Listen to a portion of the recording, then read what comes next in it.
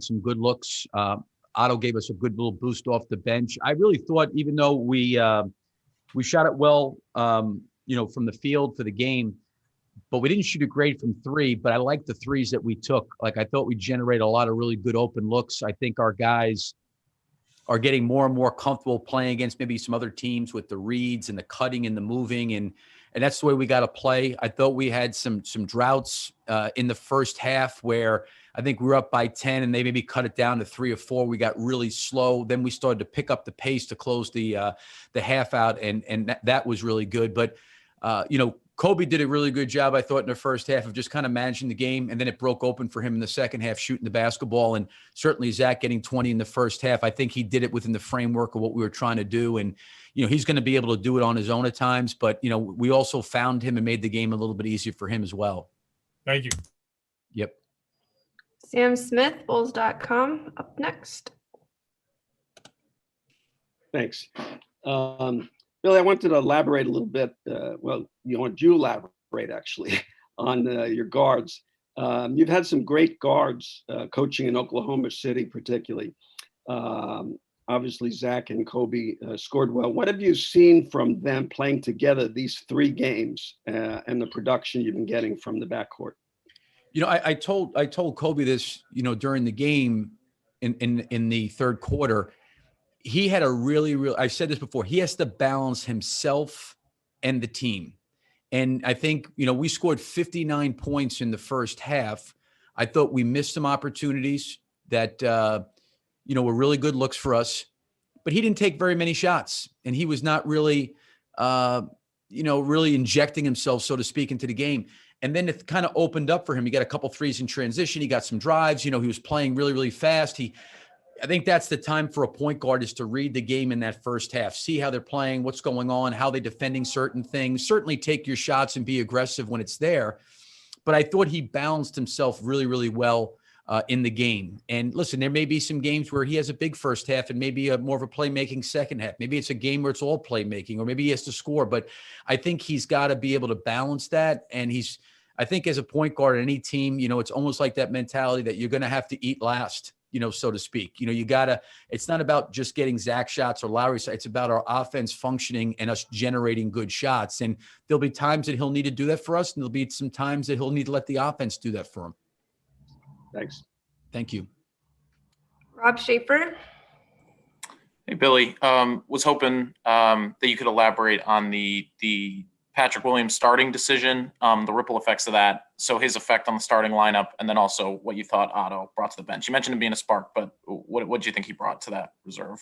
Yeah, I think I said before the game, the reason for starting him was just to look at something a little bit different. I wanted to keep that same group together coming out of the first Houston game, because that first group did not play particularly well. And, we watched film and, really talked about the challenge that was in front of us, the second game against Houston. And I think our guys came back and responded. But, OP in that second unit could be a good thing for us. He's a complete pro. He keeps himself ready. It's kind of like whatever you need, he's willing to do. But the other part of it's hard too is, without, Garrett and Thad, Denzel, Sato, these guys not here, it's hard to kind of figure out how all these guys work together. I just wanted to see what Patrick looked like starting. I thought he did a nice job. I tried to move Lowry a little bit to the 5, at times. So the rotations were not like consistent. They were a little bit, inconsistent, so to speak. But I give the guys credit. They just got to keep themselves ready to play. And I'm learning them. They're learning me. And like I said, we've had probably, 6 or 7 contact practices, 6 contact practices, 3 lighter days. We've played 3 preseason games. New system, new coaching staff, everything's new. We're trying to learn. And these guys have made some good progress. From where we were against Houston, I thought we got better in the second game against Houston, and having a couple days playing Oklahoma City, I thought we made some good strides. We just got to keep getting better and keep understanding. And they've been great trying to work and play together. Thanks.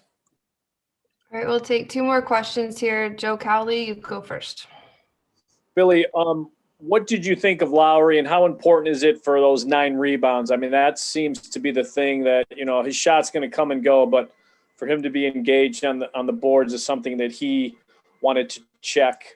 as far as the boxes go this season. Is that good for you to see that he was engaged on the rebounds? Yeah, I think that's huge.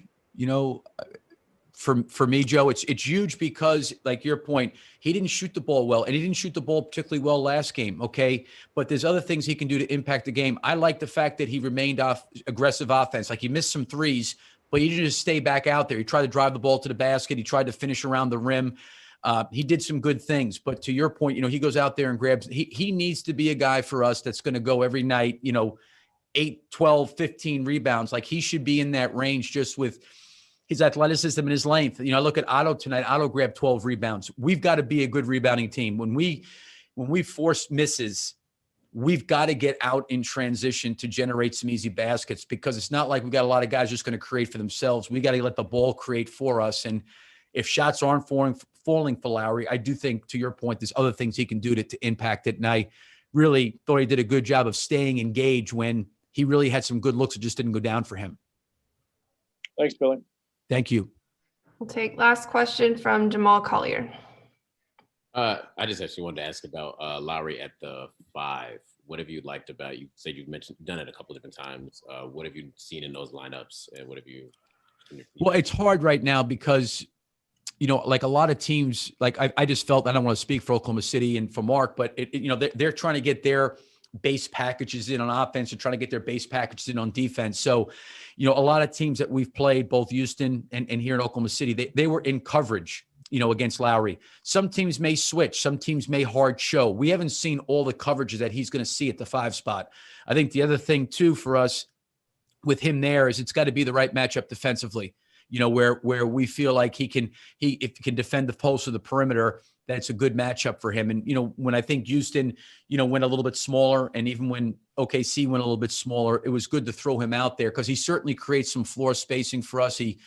I think really he's there's a lot of gravity towards him as a player. Like, people are always playing close to him, and that opens up other things. So, I've liked it, but we got to keep building out. And, disappointing part is we don't have all of our players together, but that's kind of what we have to deal with. But I do like him there in certain situations, and we got to have the right guy at the 4 spot too, along with him. So there's just some mixing and matching that goes into that. Thanks. You're welcome. Thanks, Coach. Okay. Thank you, guys. Thanks, Bye-bye. Bill. Thank you.